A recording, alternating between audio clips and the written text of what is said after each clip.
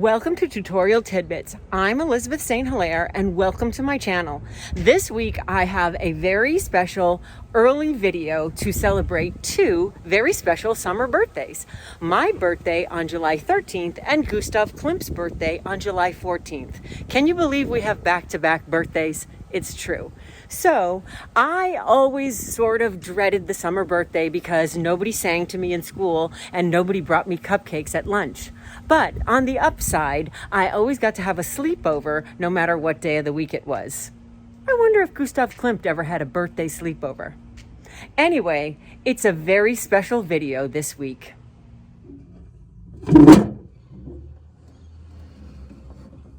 It looks like somebody sent me a birthday card.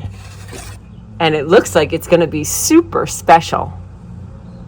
Let's go see what's inside.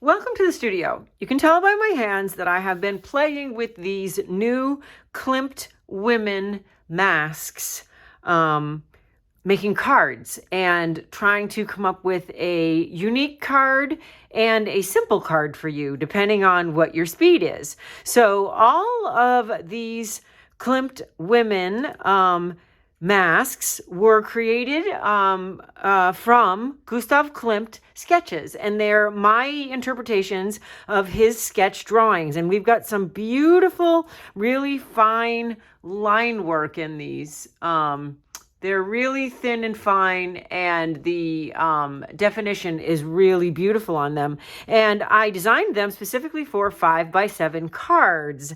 So I've been playing with them in two different formats. The first format that I've been playing with them is on black 5x7 card blanks, and the best way to make them look amazing is with metallics, because of course Klimt was all about gold, but I'm also using golden fluid acrylics, iridescent copper, I'm using iridescent bronze, and I'm using iridescent gold. So there are three beautiful metallics of the golden fluid acrylics that I'm using for this project. And then I'm also mixing in a little bit of color. So you can see here that I mixed in a little bit of golden fluid acrylic teal, and there's just a little bit of residual of the golden fluid acrylic pyrrole red light in there. And a lot of this is getting picked up off of my grungy plate, which I'm not cleaning in between prints, and I'm allowing this grungy stuff to just pick up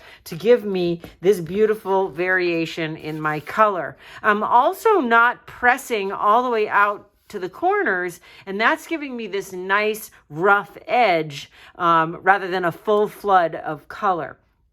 The black card blanks, they come with envelopes, and so these are the easiest ways, I think, to make the cards if you want to go straightforward and simple. For this tall, narrow lady, I like setting her off to the side, either adding some pattern down one side or not.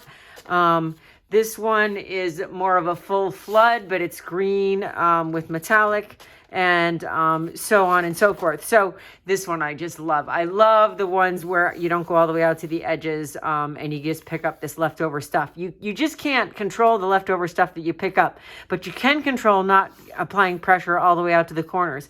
But if that's not your thing, you can certainly do the full flood where you go all the way out to the edges. And here's a bronze with some green in it.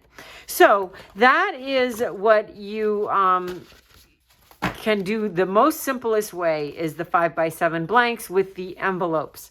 So I will go through that real quick first to give you a hang. So the first thing you need to know is that whichever way that you want the woman to be facing, you have to face her the opposite way on the plate.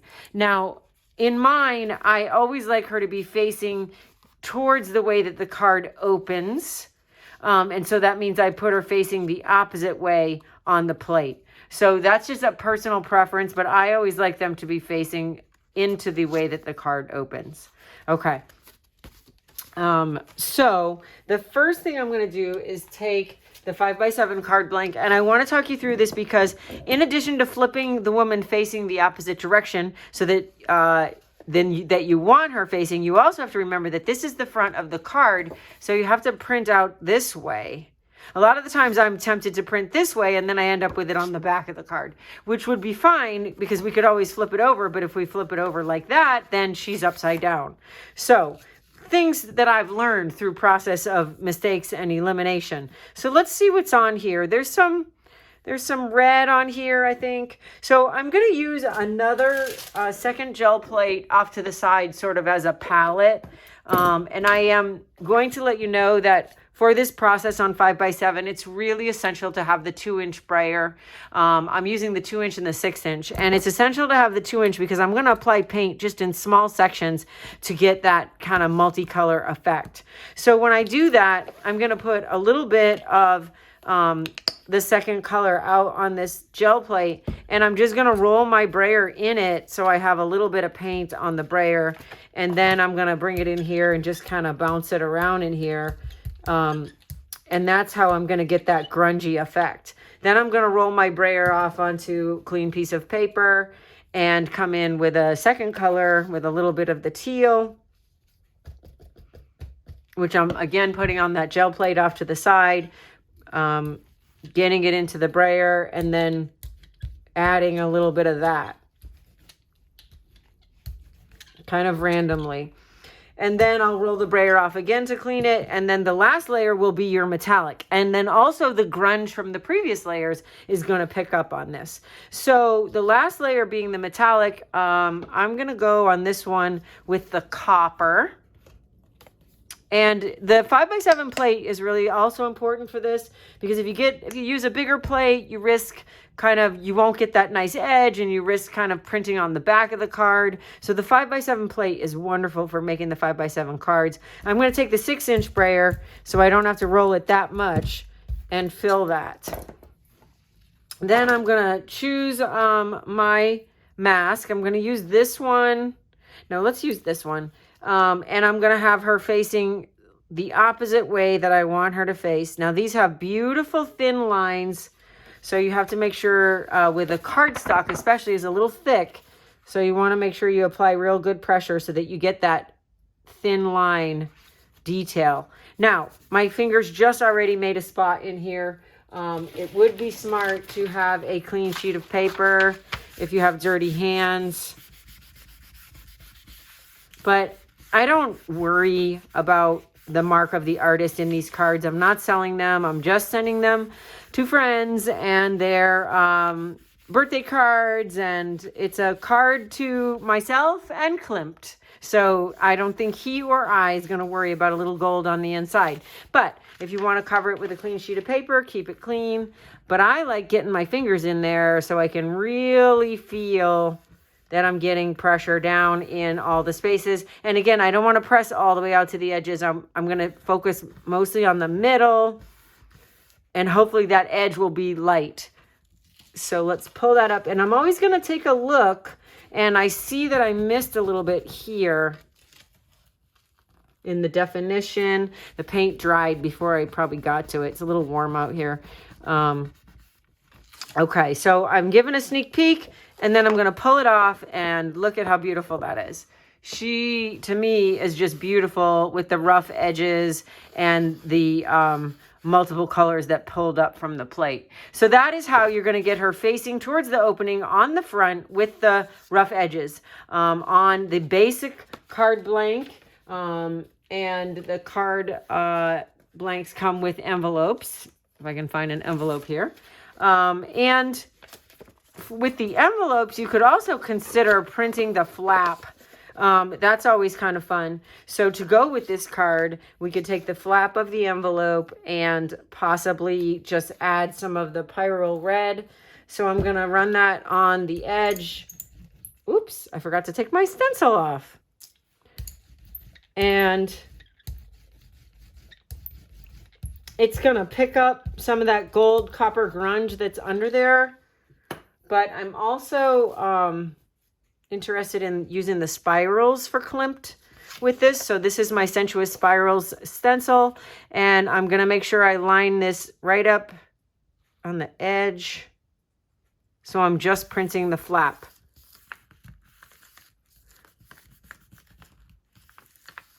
And I've got a lot of dried paint, and this stencil is thick with paint. So I'm going to hope for the best in terms of how this comes out. I always sneak a peek before I dismount the paper, just to make sure I've got it everywhere I want it. It came over the front a little bit, but here I've got some beautiful Klimt spirals on the back. How cool is that?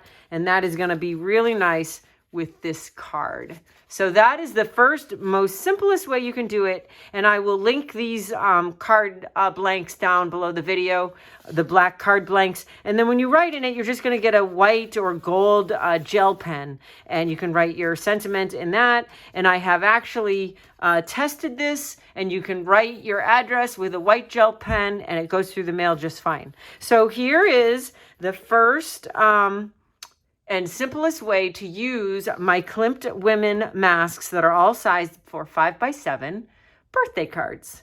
Okay, so then we're going to get into a little more creative concept, and that is using Joggles Smooth and Sturdy Black Tags. Now, I really like the smooth and sturdy surface. This is really smooth, and we all know that what really pulls paint off the gel plate is a nice smooth surface. And it's also sturdy because it's cardstock, so it makes a nice card. So what am I going to do with this? Well, I am going to show you that I print on the 5x7, and then I score it and fold up the back to create a pocket. So here's one example. Here's our girl that we just did, and I folded up the pocket and did it with my rectangle motif Klimt mask and printed that. So we've got that one. And then I've got this one. Same thing, flipped up the pocket and put the spiral stencil in gold over some color. And how these are all going to work is, here is my example. So here is the 5x7 part of the watercolor tag. So, and then flipped over, I taped, and I'll show you how I did that with double stick tape, the pocket, and I made a letter to my sister. You could handwrite it or type it, but I typed out a nice letter to my sister who I haven't seen in a while, and I am sliding that into the pocket just like that. So I've got my note in the pocket of my card, and then this will then fit into a black or white 5x7 card envelope. So that slides right in there. And then you've got your envelope, which you could then print on the flap like we did for the other one. If you don't want to deal with addressing with a gold or white pen, you could always put this into a white envelope or a brown craft envelope. I have some of those floating around, or a colored envelope. You can get colored envelopes from Amazon. You could do a contrasting color. You could put it in blue or red or purple or something like that. But anyway, so let's, I'll show you how to make this a little bit more creative, artistic card with the pocket and place for the note for the birthday and for any occasion, really. Okay, so what we're going to do is bring back the 5x7 gel plate, and we're going to put the hole, and the bottom of the tag is going to be off the plate, and we're going to print our woman on the top half, because this is what's going to flip up and make the pocket, and it needs to be down at the bottom of your printing area. So let me put this up a little bit so you can see it. So the hole and the bottom of the tag is going to be down below, and you're going to print your woman at the top. So let's go with, these are all so beautiful. I love the fine line. I can't stress enough how much I love the fine line detail of these. They are laser cut, and Joggles has just done an amazing job making the lines so fine so that they really are going to look like sketches on these prints, and you can see that the detail is really picking up really, really nice on the black. So, and here's our last one. So this is so pretty. And the very tall, narrow one, I really love her. She has the finest lines of all. And I like her to be sort of, like I said, offset to one side. So here she's sort of offset to one side. I think that's a little bit more visually interesting than running her right up the middle. Okay, so for this next one, let's do the big girl on here. So I've got some leftover residual red there that happened kind of from that flap. So I think I'm going to add back in a little bit of teal. So again, I'm going to put that out on this gel plate off to the side. I'm going to roll my 2-inch brayer into the paint and just sort of apply it. That's it. And then roll it off to clean it. So, and then I'm going to put metallic over the whole thing. And we used copper last time. So I think I'm going to do a little bronze, and that'll give us a little bit of a two-tone metallic. I don't know if you'll really be able to tell, but it'll give us a little bit of a different color. So we're going to face her to the left so that she's facing to the right on the card. I'm just giving this a minute to dry. The red is already dry from our previous print, but I'm going to give that teal a minute to dry.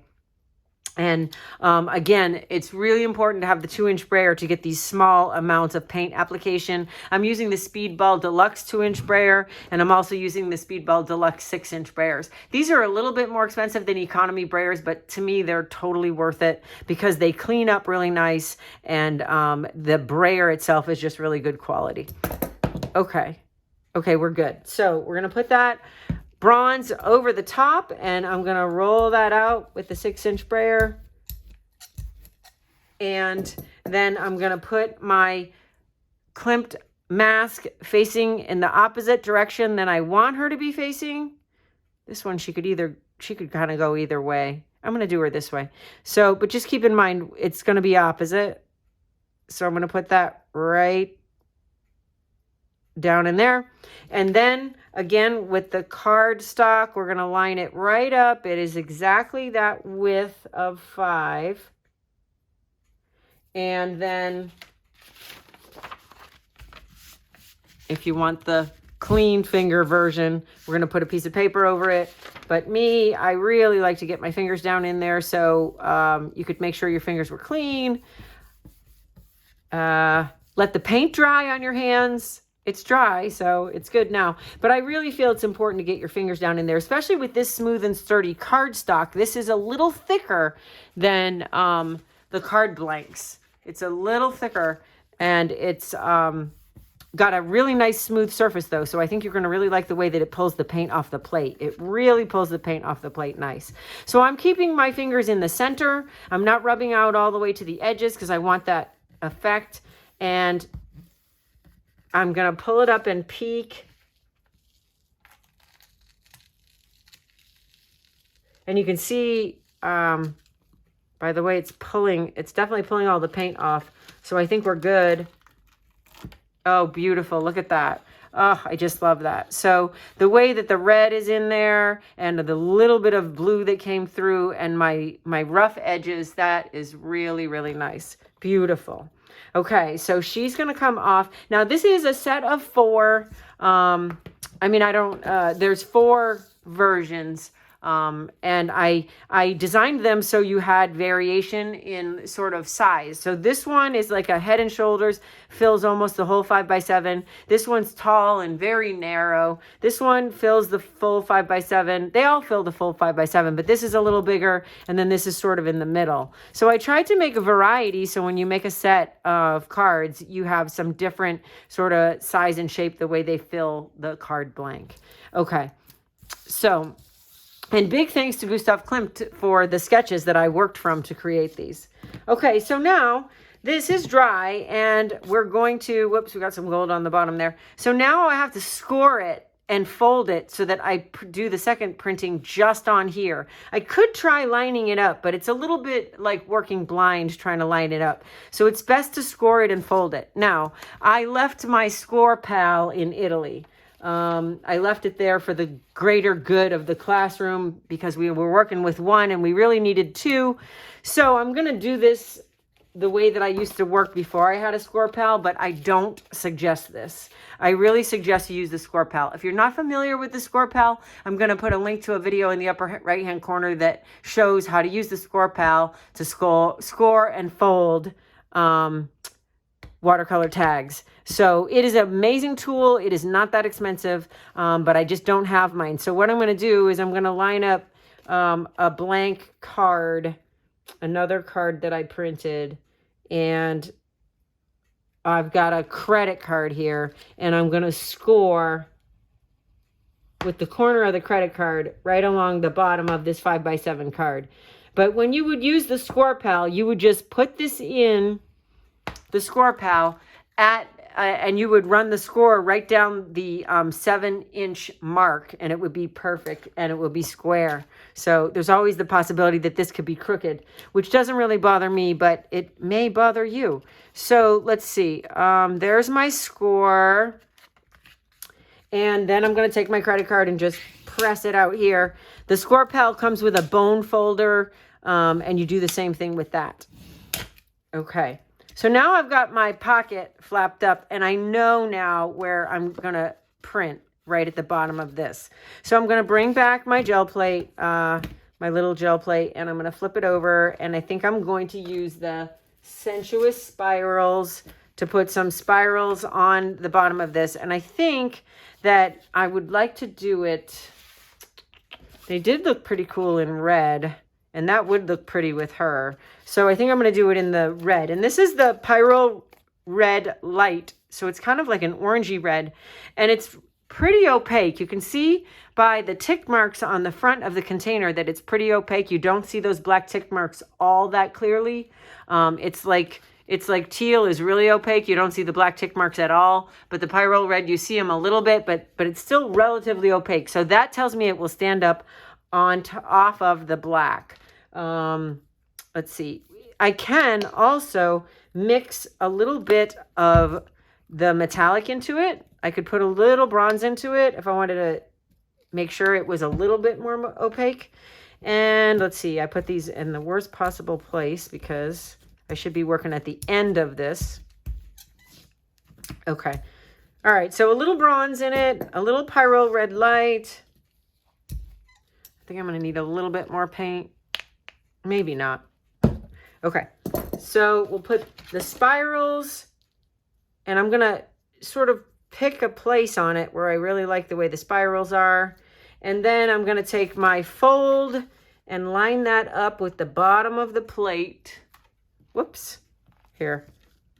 I'm off the camera. There we go. Okay. So I've lined up the spirals where I want them. I'm going to take the fold and put it right at the bottom of the plate, lining it up right at the bottom.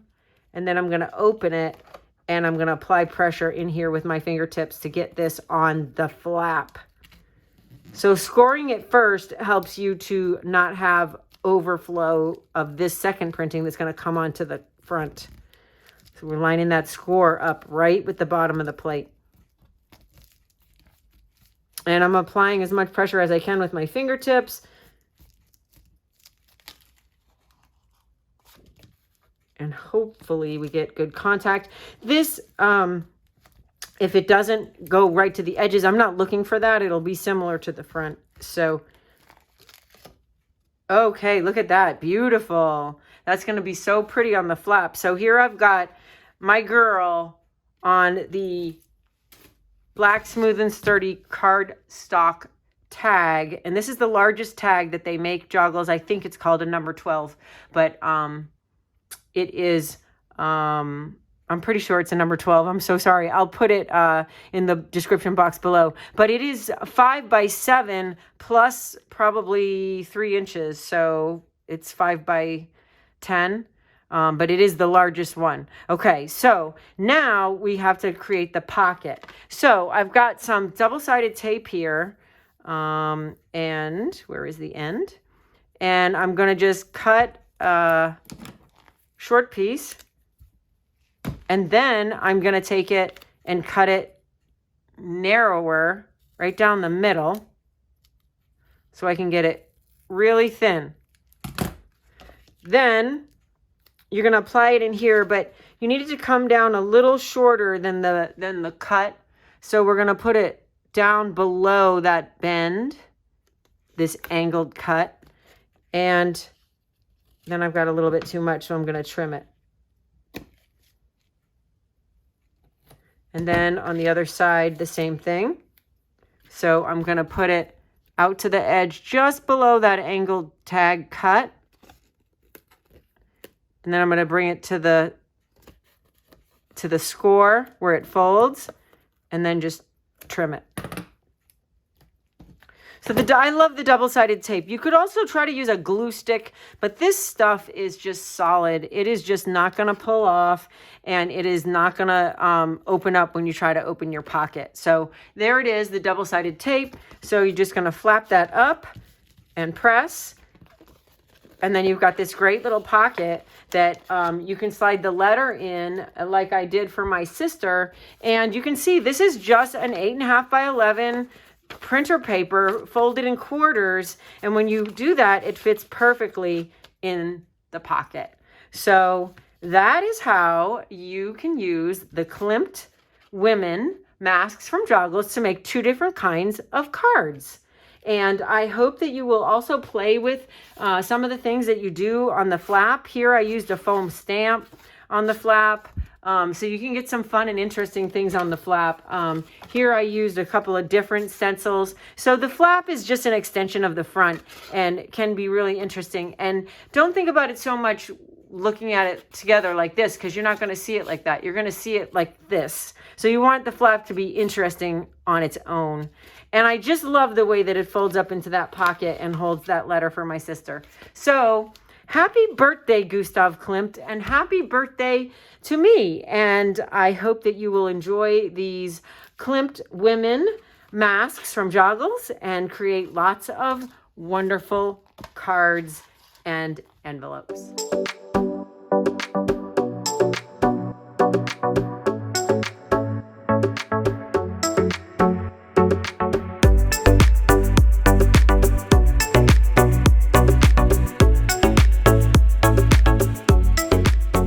So thanks for hanging out with me today and celebrating my birthday and Klimt's birthday. If you like this tutorial, please consider subscribing. That helps my channel. And if you'd like to take the time to leave a comment, I reply to all comments. So I'd love to hear what you think about the new Klimt Women Sketches 5x7 masks. And I will see you right back here next week.